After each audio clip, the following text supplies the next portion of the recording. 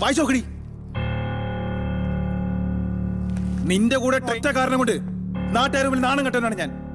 Police അന്വേഷിച്ചോണ്ടിരിക്കുകയാണ് ഞങ്ങളെ. പുറത്ത് തല കാണിക്കാൻ പറ്റുന്നില്ല. എന്റെ അപമാനം എല്ലാത്തിനും നിന്നെ കൂടെ ഉത്തരം പറയിക്കും. പരാതിക്കാരി തത്സമയം നമുക്കൊപ്പം ചേരുന്നു. നമസ്കാരം. നിങ്ങളുടെ പേരെനിക്ക് വെളിപ്പെടുത്താൻ കഴിയാത്തത് കൊണ്ട് നിങ്ങളെ ഞാൻ തൽക്കാലം എം എന്ന് പേരിടുകയാണ്. കാരണം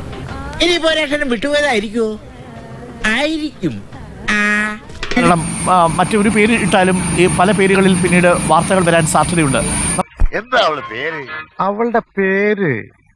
എന്റെ ദൈവമേ, പേര് വേണ്ട. പേര് കിട്ടിയില്ലെങ്കിലും കുഴപ്പമില്ല, നമുക്ക് വേറെ പേരിടാം. കാരണം ഇന്നലെ നിവിൻ പോളി മാധ്യമങ്ങളെ കണ്ട് നിങ്ങളെ അറിയില്ല, നിങ്ങളുമായി ഒരു വാട്സപ്പ് ചാറ്റും ചെയ്തിട്ടില്ല, ഒരു തരത്തിലുള്ള ആശയവിനിമയം നിവിൻ പോളി നിങ്ങളുമായി നടത്തിയിട്ടില്ല എന്നാണ് പറയുന്നത്. തന്റെ കാര്യം പോക്കാ, കേസാകെ തിരിഞ്ഞു. പ്രതി അവനല്ല, താനാ.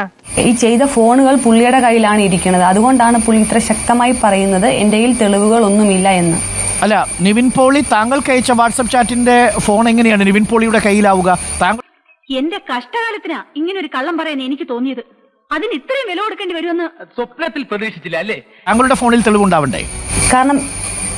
കാരണം ഞാനൊരു 3-4 ദിവസം അവിടെ ലോക്ക്ഡ് ആയിരുന്നു. അപ്പൊ അന്ന് അവരത് പിടിച്ചെടുത്തതാണ്. തിരിച്ച് നാട്ടിലോട്ട് കയറി രക്ഷപ്പെട്ടു പോകുന്ന സമയത്ത് എനിക്ക് ഇതൊന്നും എടുത്തോണ്ട് വരാൻ പറ്റിയില്ല. അങ്ങനെ ബോംബെറിഞ്ഞു. ഇനി എത്രത്തോളം പൊട്ടു നോക്കിയാൽ മതി.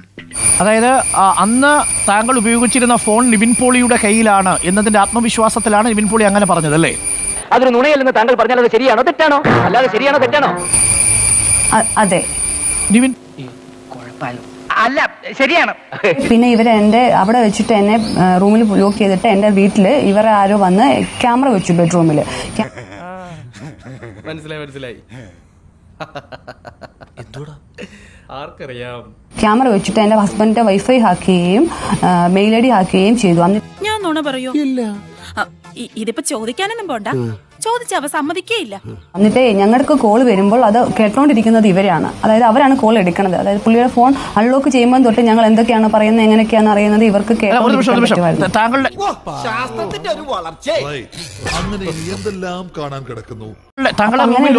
ശേഷം താങ്കളുടെ ഹസ്ബൻഡിന്റെ വീട്ടിൽ പോയിട്ട് എന്ത് ചെയ്തു പറഞ്ഞത്?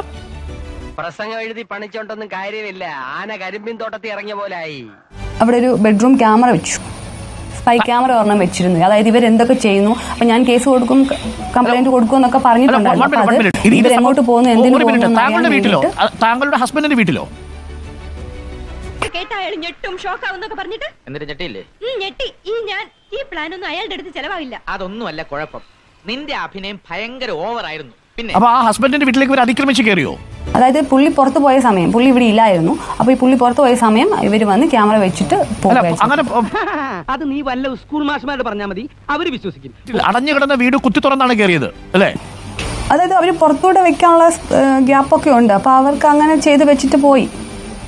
ഇവന് കുറച്ചു ബുദ്ധി ഉണ്ടായിരുന്നെങ്കിൽ മന്ദബുദ്ധി എന്നെങ്കിലും വിളിക്കായിരുന്നു.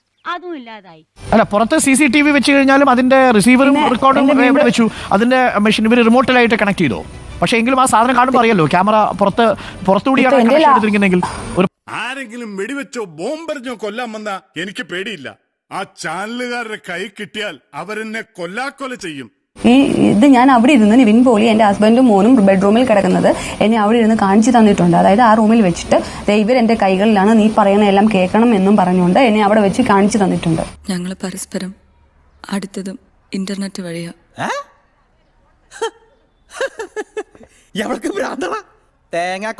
ഇത് ഹസ്ബൻഡ് ആ ക്യാമറ പിന്നെ തിരിച്ചറിഞ്ഞോ? വീട്ടിൽ വെച്ച CCTV കണ്ടെത്തിയോ? വീട്ടിൽ വെച്ച CCTV കണ്ടില്ല. പിന്നെ ഇവര് വന്ന് അത് റിമൂവ് ചെയ്ത് പോയെന്നാണ് എന്റെ വിശ്വാസം. കാരണം അവിടെ പല ഇതും നമുക്ക് പറ്റിയിട്ടുണ്ട്. കാരണം നമ്മൾ എന്നും വീട്ടിലിരിക്കുന്നവരല്ല, നമ്മൾ അങ്ങോട്ടും ഇങ്ങോട്ടോ പോയപ്പോൾ അത് അവര് എടുത്തിട്ട് പോയി. ഞങ്ങൾ കേസ് കൊടുത്തതിന് ശേഷം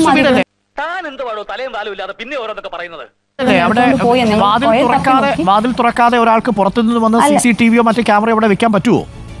അല്ലെങ്കിലും നാക്കെടുത്ത് വളച്ചാ നീ കള്ളവല്ലേ പറയൂ. നീ ഇപ്പൊ എന്ത് കള്ളവാടാ പറഞ്ഞത്? അതായത് ഇവർക്ക് അറിയാം എന്റെ വീടിന്റെ ചാവി എവിടെ ഇരിക്കണമെന്ന്. കാരണം ഈ ഹസ്ബൻഡ് താക്കോല് കയ്യിൽ പിടിച്ചുകൊണ്ട് പോകുന്നില്ല, വീടിന്റെ ഒരു സൈഡിൽ വെക്കുകയാണ്.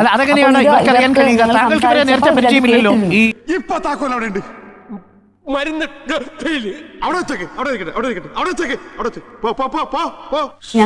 ഞങ്ങളുടെ ഫോണിൽ എന്റെ ഹസ്ബൻഡിന്റെ ഫോണിലോട്ട് ഒരു മെസ്സേജ് അയക്കുകയും അതുവഴി ഹാക്ക് ചെയ്യുകയും ഞങ്ങൾ എന്താണ് പറയണേ എന്താണ് സംസാരിക്കുന്നത് എന്ന് ഇവർക്ക് അത് കേൾക്കാൻ പറ്റുകയും മെസ്സേജ് അയച്ച് ഹാക്ക് ചെയ്തോ? അതായത് ഫോൺ അൺലോക്ക് ചെയ്യുമ്പോൾ തൊട്ടേ ഫോൺ അവരുടെ ഹാൻഡിലാണ് കാര്യങ്ങൾ. പുള്ളിയുടെ ഫോൺ അൺലോക്ക് ചെയ്യുമ്പോൾ തൊട്ടേ ഇവർക്ക് അറിയാൻ പറ്റും എന്തൊക്കെയാണ് എങ്ങനെയൊക്കെയാണെന്ന്. അവർക്ക് അത് അവിടെ ഇരുന്നുകൊണ്ട് നിയന്ത്രിക്കാൻ പറ്റുമായിരുന്നു. ഇതാ ഞങ്ങളുടെ പ്ലാൻ. ഇത്രേ ഉള്ളൂ ഞങ്ങളുടെ ബുദ്ധി. ചീറ്റി പണ്ടാറൊടുക്കി പോയി. ഹസ്ബൻഡിന്റെ നമ്പർ ഇവർക്ക് അറിയാമായിരുന്നു. ആ ഹസ്ബൻഡിന്റെ മൊബൈലിലേക്ക് ഇവർ ഹാക്ക് ചെയ്യുന്ന രീതിയിൽ മെസ്സേജ് അയച്ചു അല്ലേ? അതെന്താണെന്ന് എനിക്ക് വ്യക്തമായില്ല. താൻ കിണിച്ചോ? ഇതെന്റെ അവസാനത്തെ കിണിയാ. പിന്നെ താനും ഒന്ന് കുളിച്ച് റെഡിയായിട്ട് നിന്നോ. ക്രൈംബ്രാഞ്ച് ചിലപ്പോ വീട്ടിൽ. നിവിൻ പോളി എത്ര കാലമായി താങ്കൾക്കറിയാം? അല്ലെങ്കിൽ താങ്കളും നിവിൻ പോളിയുമായി എത്ര കാലമായി ആശയവിനിമയം നടത്തുന്നുണ്ട്? അത് ഉത്തരം പറ. അത് എനിക്ക് അങ്ങനെ ഒത്തിരി പരിചയമില്ല. അന്ന് അവിടെ വെച്ച് നവംബർ ഡിസംബർ ആ മാസത്തിലുള്ള പരിചയങ്ങൾ മാത്രമേ ഉള്ളൂ. ഞാനും ഈ കേസുമായിട്ടുള്ള ബന്ധം അതാണ് ബന്ധം, ഒരു അവിഹിത ബന്ധം. ദുബായിലാണോ ഈ സംഭവം? ഫാമിലിയിൽ അറിയുകയും. ദുബായിലായിരുന്നോ ഈ സംഭവം, ഈ ഹോട്ടൽ? അതെ. അത് ദുബായിൽ എവിടെയാണ്? ഇതെന്ത് കോപ്പിലെ ചോദ്യം? ഉത്തരം പറഞ്ഞാ പിന്നെയും ചോദ്യമോ? ഇന്റർവ്യൂനുണ്ട്. ദുബായ്. അതിന്റെ കറക്റ്റ് അഡ്രസ് എനിക്ക് അറിയില്ല, കാരണം ഞാൻ അവിടെ ഫസ്റ്റ് ടൈമാണ് പോയത്. പക്വത വന്ന ഒരു വ്യക്തിയുടെ തീരുമാനമാണോ ഇത് എന്ന് ഞാൻ സംശയിക്കുന്നു. അപ്പൊ അതിനുശേഷം താങ്കൾക്ക് ഈ അനുഭവം ഉണ്ടായി തിരിച്ച് ഹോട്ടലിൽ നിന്ന് വീട്ടിലേക്കാണോ വന്നത്? ഹസ്ബൻഡിനോടോ അല്ലെങ്കിൽ ബന്ധുക്കളോടോ ഈ കാര്യം പറഞ്ഞോ? സുഹൃത്തുക്കളോട്? ഇല്ല, ഞാൻ ആരോടും പറഞ്ഞിട്ടില്ലായിരുന്നു. ഞാൻ ഈ ടിവിയിൽ വരുന്നതൊക്കെ കല്ല് വെച്ച് നുണയാണെന്ന് ചില നേതാക്കന്മാർ പറയുന്നത് ഇപ്പൊ എനിക്ക് മനസ്സിലായി. കുറെ നേരം വർത്താനം പറഞ്ഞിരുന്നു. അപ്പം സിനിമ ഫീൽഡ് എന്ന് പറയുന്നത് അവിടെ അഡ്ജസ്റ്റ്മെന്റ് ഒക്കെ ഉണ്ടെങ്കിൽ മാത്രമേ നമുക്ക് മുമ്പോട്ട് പോകാൻ പറ്റുള്ളൂ എന്ന് പറഞ്ഞു. അപ്പൊ പുള്ളി ഫുഡ് ഓർഡർ ചെയ്തു, ജ്യൂസ് ഒക്കെ ഓർഡർ ചെയ്തു. നമ്മൾ അത് കുടിച്ച് വർത്താനം പറഞ്ഞപ്പോഴാണ് പുള്ളി കയറി എന്നെ പിടിച്ചത്. നീ ശരിയാവില്ലടി. ചാണകം ചാരിയാൽ ചാണകം മണക്കുമെന്ന് പറയുന്നത് വെറുതെ അല്ല.